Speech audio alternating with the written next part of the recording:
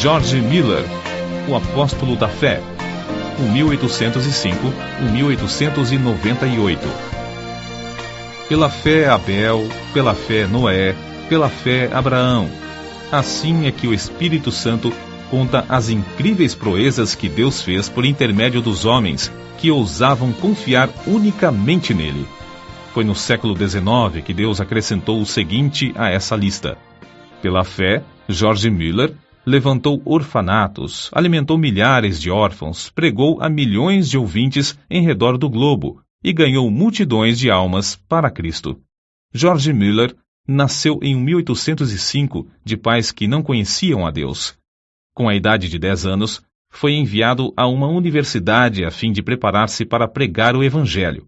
Não, porém, com o alvo de servir a Deus, mas para ter uma vida cômoda. Gastou esses primeiros anos de estudo nos mais desenfreados vícios, chegando, certa vez, a ser preso por 24 dias. George, uma vez solto, esforçava-se nos estudos, levantando-se às 4 horas da manhã e estudando o dia inteiro até às 10 da noite. Tudo isso, porém, ele fazia para alcançar uma vida descansada de pregador. Aos 20 anos de idade, contudo, houve uma completa transformação na vida desse moço. Assistiu a um culto onde os crentes, de joelhos, pediam que Deus fizesse cair sua bênção sobre a reunião. Nunca se esqueceu desse culto, pois viu, pela primeira vez, crentes orando ajoelhados.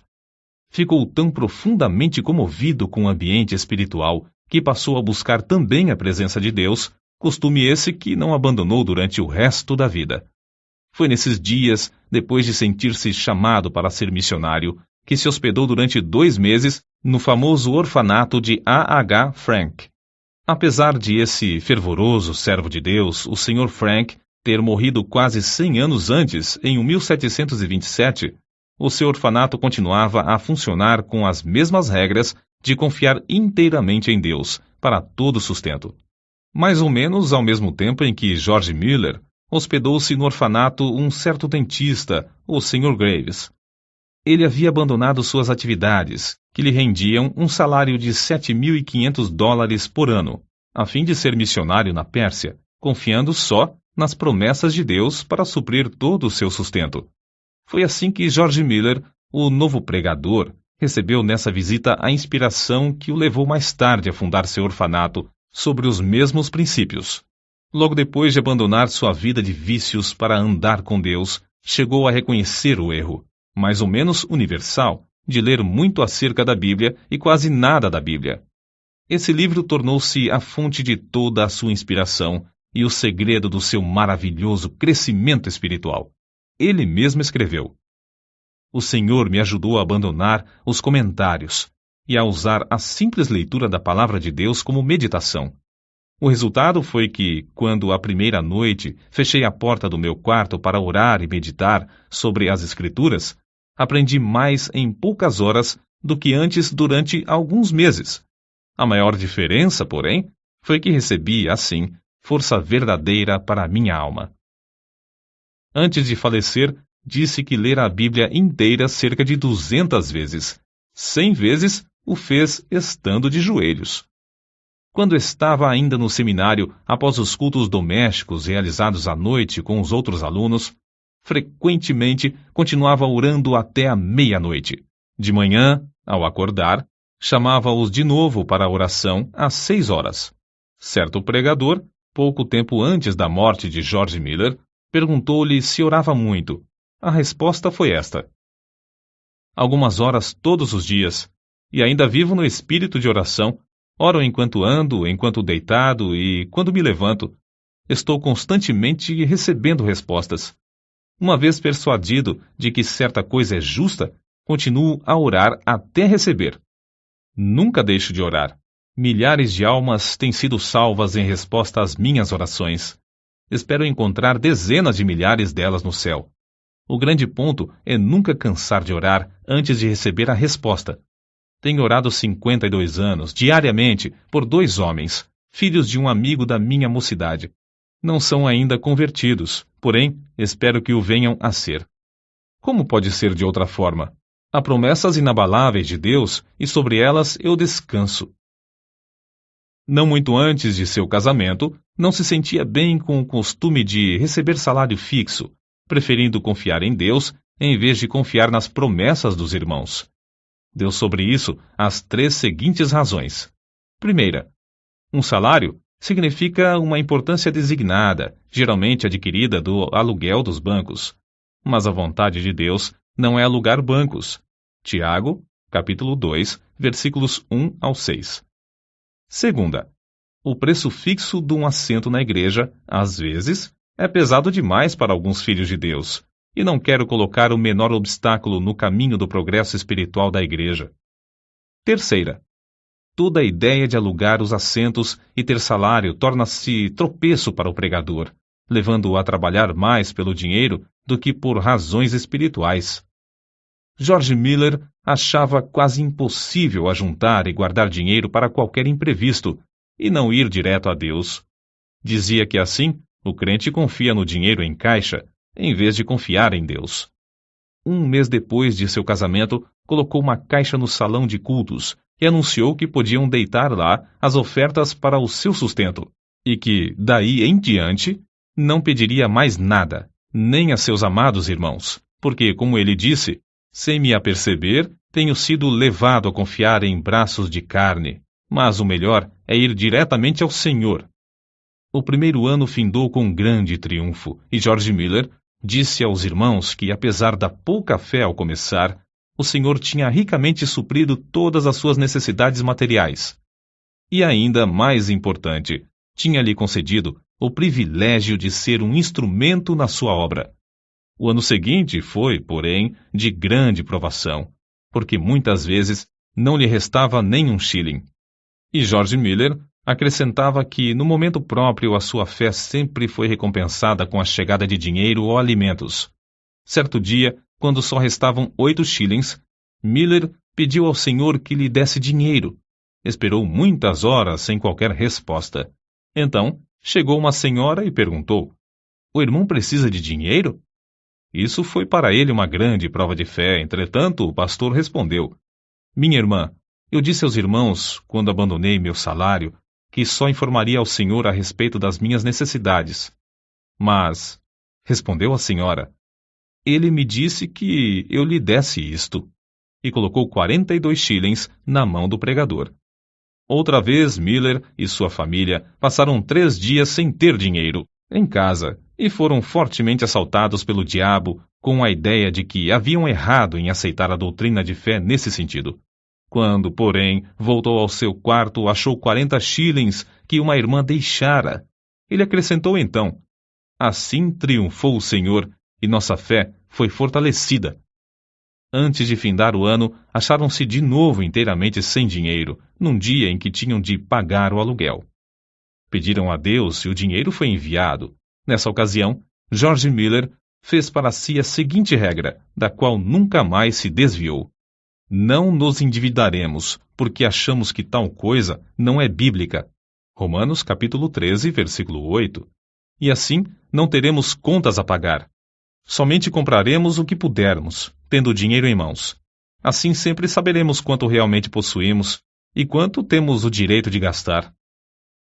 Deus, assim, gradualmente treinava o novo pregador a confiar nas suas promessas. Estava tão certo da fidelidade das promessas da Bíblia que não se desviou, durante os longos anos da sua obra no orfanato, da resolução de não pedir ao próximo e de não se endividar. Um outro segredo que o levou a alcançar tão grande bênção de confiar em Deus foi a sua resolução de usar o dinheiro que recebia somente para o fim a que fora destinado. Essa regra ele nunca infringiu, nem para tomar emprestado, apesar de se ter achado milhares de vezes face a face com as maiores necessidades. Nesses dias, quando começou a provar as promessas de Deus, ficou comovido pelo estado dos órfãos e pobres crianças que encontrava nas ruas. Reuniu algumas dessas crianças para comer consigo às 8 horas da manhã e, a seguir, durante 1h30, ensinava-lhes as Escrituras. A obra aumentou rapidamente. Quanto mais crescia o número para comer, tanto mais recebia para alimentá-las, até se achar cuidando de 30 a 40 menores. Ao mesmo tempo, George Miller fundou a Junta para o Conhecimento das Escrituras na nação e no estrangeiro. Os alvos eram: primeiro, auxiliar as escolas bíblicas e as escolas dominicais. Segundo, espalhar as Escrituras. Terceiro, aumentar a obra missionária. Tudo foi feito com a mesma resolução de não se endividar, mas sempre pedir a Deus, em secreto, todo o necessário. Certa noite, quando lia a Bíblia, ficou profundamente impressionado com as palavras: abre bem a tua boca e ta encherei. Salmos, capítulo 81, versículo 10. Foi levado a aplicar essas palavras ao orfanato, sendo-lhe dada a fé de pedir 1000 libras ao Senhor. Também pediu que Deus levantasse irmãos com qualificação para cuidar das crianças. Desde aquele momento, esse texto bíblico serviu-lhe como lema, e a promessa se tornou em poder que determinou todo o curso da sua vida. Deus não demorou muito a dar a sua aprovação de alugar uma casa para os órfãos. Foi apenas 2 dias depois de começar a pedir que ele escreveu no seu diário: hoje recebi o primeiro shilling para a Casa dos Órfãos. 4 dias depois, foi recebida a primeira contribuição de móveis, um guarda-roupa. Além disso, uma irmã ofereceu seus serviços para cuidar dos órfãos. Naquele dia, George Miller escreveu que estava alegre no Senhor e confiante em que ele ia completar tudo. No dia seguinte, George Miller recebeu uma carta com estas palavras: oferecemo-nos para o serviço do orfanato se o irmão achar que temos as qualificações. Oferecemos também todos os móveis, etc., que o Senhor nos tem dado. Faremos tudo isso sem qualquer salário, crendo que, se for a vontade do Senhor usar-nos, Ele suprirá todas as nossas necessidades. Desde aquele dia, nunca faltaram no orfanato auxiliares alegres e devotados, apesar de a obra aumentar mais depressa do que George Miller esperava. 3 meses depois, finalmente conseguiu alugar uma grande casa e anunciou a data da inauguração do orfanato para o sexo feminino. No dia da inauguração, porém, ficou desapontado. Nenhuma órfã foi recebida. Somente depois de chegar à casa é que se lembrou de que não as tinha pedido. Naquela noite humilhou-se, rogando a Deus o que anelava. Ganhou a vitória de novo, pois veio uma órfã no dia seguinte. 42 pediram entrada antes de findar o mês, sendo que já havia 26 no orfanato. Durante o ano, houve grandes e repetidas provas de fé. Aparece, por exemplo, no seu diário: sentindo grande necessidade ontem de manhã, fui dirigido a pedir com insistência a Deus, e em resposta, à tarde, um irmão deu-me 10 libras. Muitos anos antes da sua morte, afirmou que até aquela data tinha recebido da mesma forma 5.000 vezes a resposta, sempre no mesmo dia em que fazia o pedido. Era seu costume, e recomendava também aos irmãos, manter um livro onde, numa página, assentava seu pedido com a data em que fora feito, e no lado oposto, a data em que recebera a resposta. Dessa maneira, foi levado a desejar respostas concretas aos seus pedidos, sem que houvesse dúvida acerca dessas respostas. Com o aumento do orfanato e do serviço de pastorear os 400 membros de sua igreja, George Miller achou-se demasiadamente ocupado para orar. Foi nesse mesmo tempo que chegou a reconhecer que o crente podia fazer mais em 4 horas, depois de uma em oração, do que em 5 sem oração. Essa regra ele a observou fielmente durante 60 anos.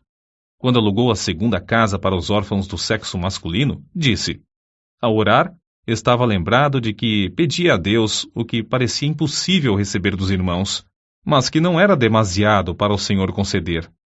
Ele orava com 90 pessoas sentadas às mesas. Senhor, olha para as necessidades de teu servo. Essa foi uma oração a que Deus abundantemente respondeu. Antes de morrer, testificou que, pela fé, alimentava 2.000 órfãos, sendo que nenhuma refeição se fez com atraso de mais de 30 minutos. Muitas pessoas perguntavam a George Miller como ele conseguia saber a vontade de Deus, pois não fazia nada sem primeiro ter a certeza de que era da vontade do Senhor. Ele respondia: Procuro manter o coração em tal estado que ele não tenha qualquer vontade própria no caso. De 10 problemas, já temos a solução de 9, quando conseguimos ter um coração entregue para fazer a vontade do Senhor, seja essa qual for. Quando chegamos verdadeiramente a tal ponto, estamos quase sempre perto de saber qual é a sua vontade. Tenho o coração entregue para fazer a vontade do Senhor. Não deixo o resultado ao mero sentimento ou a uma simples impressão. Se o faço, fico sujeito a grandes enganos. Procuro a vontade do Espírito de Deus por meio da sua palavra. É essencial que o Espírito e a palavra acompanhem um ao outro. Se eu olhar para o Espírito sem a palavra, fico sujeito também a grandes ilusões. Depois, considero as circunstâncias providenciais. Essas, ao lado da palavra de Deus e do seu Espírito, indicam claramente a sua vontade. Peço a Deus em oração que me revele a sua própria vontade. Assim, depois de orar a Deus, estudar a palavra e refletir, chego à melhor resolução deliberada que posso com a minha capacidade e conhecimento. Se eu continuar a sentir paz, no caso, depois de 2 ou 3 petições mais, sigo conforme essa direção. Nos casos mínimos e nas transações de maior responsabilidade, sempre acho esse método eficiente.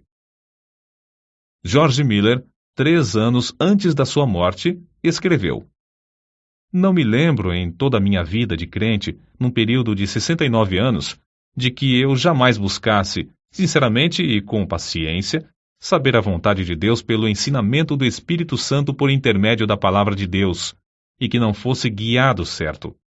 Se me faltava, porém, sinceridade de coração e pureza perante Deus, ou se eu não olhava para Deus com paciência pela direção, ou se eu preferia o conselho do próximo ao da palavra do Deus vivo, então errava gravemente. Grifo do autor. Sua confiança no pai dos órfãos era tal que nenhuma só vez recusou-se a aceitar crianças no orfanato. Quando lhe perguntavam por que assumira o encargo do orfanato, respondia que não fora apenas para alimentar os órfãos material e espiritualmente, mas o primeiro objetivo básico do orfanato era, afirmava, e ainda é que Deus seja magnificado pelo fato de que os órfãos, sob os meus cuidados, foram e estão sendo supridos de todo o necessário, somente por oração e fé, sem que eu, nem meus companheiros de trabalho, precisemos pedir ao próximo. Por isso mesmo se pode ver que Deus continua fiel e ainda responde às nossas orações. Em resposta a muitos que queriam saber como o crente pode adquirir tão grande fé, deu as seguintes regras. Primeira, lendo a Bíblia e meditando sobre o texto lido, chega-se a conhecer a Deus por meio de oração. Segunda, procurar manter um coração íntegro e uma boa consciência. Terceira, se desejamos que a nossa fé cresça, não devemos evitar aquilo que a prove e por meio do qual ela seja fortalecida. Ainda mais um ponto. Para que a nossa fé se fortaleça, é necessário que deixemos Deus agir por nós ao chegar a hora da provação, e não procurar a nossa própria libertação. Se o crente desejar grande fé, deve dar tempo para Deus trabalhar. Os 5 prédios construídos de pedras lavradas e situados em Ashley Hill, Bristol, Inglaterra, com 1.700 janelas e lugar para acomodar mais de 2.000 pessoas, são testemunhas atuais dessa grande fé sobre a qual ele escreveu. Cada uma dessas dádivas, devemos nos lembrar, George Miller lutou com Deus em oração para obter. Orou com alvo certo e com perseverança, e Deus lhe respondeu. São de George Miller essas palavras. Muitas repetidas vezes tenho-me encontrado em posição muito difícil, não só com 2.000 pessoas comendo diariamente às mesas, mas também com a obrigação de atender a todas as demais despesas, estando a nossa caixa com os fundos esgotados.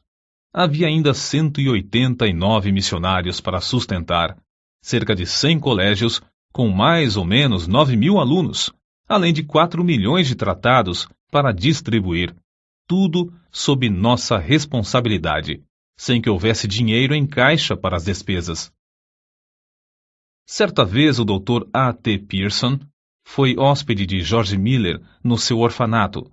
Uma noite, depois que todos se deitaram, George Miller o chamou para orar, dizendo que não havia coisa alguma em casa para comer. O Dr. Pierson quis lembrar-lhe que o comércio estava fechado, mas George Miller bem sabia disso. Depois da oração, deitaram-se, dormiram e, ao amanhecer, a alimentação já estava suprida e em abundância para 2.000 crianças. Nem o Dr. Pierson, nem George Miller chegaram a saber como a alimentação foi suprida. A história foi contada naquela manhã ao Sr. Simon Short, sob a promessa de guardá-la em segredo até o dia da morte do benfeitor. O Senhor despertara essa pessoa do sono à noite e mandara que levasse alimentos suficientes para suprir o orfanato durante 1 mês. E isso sem a pessoa saber coisa alguma da oração de George Miller e do Dr. Pierson. Com a idade de 69 anos, George Miller iniciou suas viagens, nas quais pregou centenas de vezes em 42 nações, a mais de 3 milhões de pessoas. Recebeu, em resposta às suas orações, tudo de Deus para pagar as grandes despesas. Mais tarde, ele escreveu: "Digo com razão, creio que eu não fui dirigido a nenhum lugar onde não houvesse prova evidente de que o Senhor me mandara para lá." Ele não fez essas viagens com o plano de solicitar dinheiro para a junta, não recebeu o suficiente nem para as despesas de 12 horas da junta. Segundo as suas palavras, o alvo era que eu pudesse, por minha experiência e conhecimento das coisas divinas, comunicar uma bênção aos crentes, e que eu pudesse pregar o Evangelho aos que não conheciam ao Senhor. Assim escreveu ele sobre um problema espiritual particular. "Sinto constantemente a minha necessidade. Nada posso fazer sozinho sem cair nas garras de Satanás. O orgulho, a incredulidade ou outros pecados me levariam à ruína. Sozinho não permaneço firme um momento. Que nenhum ouvinte pense que, devido à minha dedicação, eu não me possa inchar ou me orgulhar, ou que eu não possa descrer de Deus." O estimado evangelista Carlos Ingles contou a respeito de George Miller. "Quando vim pela primeira vez à América, faz 31 anos, o comandante do navio era devoto tal que jamais conheci. Quando nos aproximamos da Terra Nova, ele me disse: 'Sr. Ingles, a última vez que passei aqui, há 5 semanas, aconteceu uma coisa tão extraordinária que foi a causa de uma transformação de toda a minha vida de crente. Até aquele tempo, eu era um crente comum. Havia a bordo um homem de Deus, o Sr. George Miller, de Bristol. Eu tinha passado 22 horas sem me afastar da ponte de comando, nem por um momento, quando fui assustado por alguém que me tocou no ombro. Era o Sr. George Miller. Houve então entre nós o seguinte diálogo: 'Comandante', disse o Sr. Miller, 'vim dizer-lhe que tenho de estar em Quebec no sábado à tarde.' Era quarta-feira.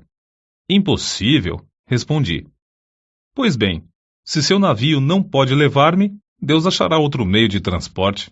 Durante 57 anos nunca deixei de estar no lugar à hora em que me achava comprometido. Teria muito prazer em ajudá-lo, mas o que posso fazer? Não há meios. Vamos aqui dentro para orar', sugeriu Miller. Olhei para aquele homem e disse a mim mesmo: de qual casa de doidos escapou este? Nunca eu ouvira alguém falar desse modo. Sr. Miller, veja como é espessa essa neblina. Não, respondeu ele. Os meus olhos não estão na neblina, mas no Deus vivo que governa todas as circunstâncias da minha vida. O Sr. Miller caiu de joelhos e orou da forma mais simples possível. Eu pensei, é uma oração como a de uma criança de 8 ou 9 anos. Foi mais ou menos assim que ele orou. Ó Senhor, se for da tua vontade, retira esta neblina dentro de 5 minutos. Sabes como me comprometi a estar em Quebec no sábado. Creio ser isto a tua vontade. Quando findou, eu queria orar também, mas o Sr. Miller pôs a sua mão no meu ombro e pediu que não o fizesse, dizendo: Comandante, primeiro, o senhor não crê que Deus faça isso, e, em segundo lugar, eu creio que ele já o fez. Não há, pois, qualquer necessidade de o senhor orar nesse sentido. Conheço, comandante, o meu senhor há 57 anos, e não há dia em que eu não tenha audiência com ele. Levante-se, por favor. Abra a porta e verá que a neblina já desapareceu. Levantei-me, olhei, e a neblina havia desaparecido. No sábado à tarde, George Miller estava em Quebec. Para ajudá-lo a levar a carga dos orfanatos e apropriar-se das promessas de Deus em oração, lado a lado com ele, George Miller tinha consigo, havia quase 40 anos, uma esposa sempre fiel. Quando ela faleceu, milhares de pessoas assistiram ao seu enterro, das quais cerca de 1.200 eram órfãs. Ele mesmo, fortalecido pelo Senhor, conforme confessou, dirigiu os cultos fúnebres no templo e no cemitério. Com a idade de 90 anos, pregou o sermão fúnebre da segunda esposa, como fizera na morte da primeira. Uma pessoa que assistiu a esse enterro assim se expressou. Tive o privilégio, sexta-feira, de assistir ao enterro da Sra. Miller e presenciar um culto simples, que foi, talvez pelas suas peculiaridades, o único na história do mundo. Um venerável patriarca preside o culto do início ao fim. Com a idade de 90 anos, permanece ainda cheio daquela grande fé que o tem habilitado a alcançar tanto e que o tem sustentado em emergência, problemas e trabalhos de uma longa vida. No ano de 1898, com a idade de 93 anos, na última noite antes de partir para estar com Cristo, sem mostrar sinal de enfraquecimento das forças físicas, deitou-se como de costume. Na manhã do dia seguinte, foi chamado, na expressão usada por um amigo pessoal. O querido ancião Miller desapareceu de nosso meio para o lar, quando o mestre abriu a porta e o chamou ternamente, dizendo: "Vem." Os jornais publicaram, meio século depois da sua morte, a seguinte notícia: o orfanato de George Miller, em Bristol, permanece como uma das maravilhas do mundo. Desde a sua fundação, em 1836, a cifra que Deus tem concedido, unicamente em resposta às orações, sobe a mais de 20 milhões de dólares, e o número de órfãos ascende a 19.935. Apesar de os vidros de cerca de 400 janelas terem sido partidos recentemente por bombas, durante a Segunda Guerra Mundial, nenhuma criança e nenhum auxiliar foi ferido.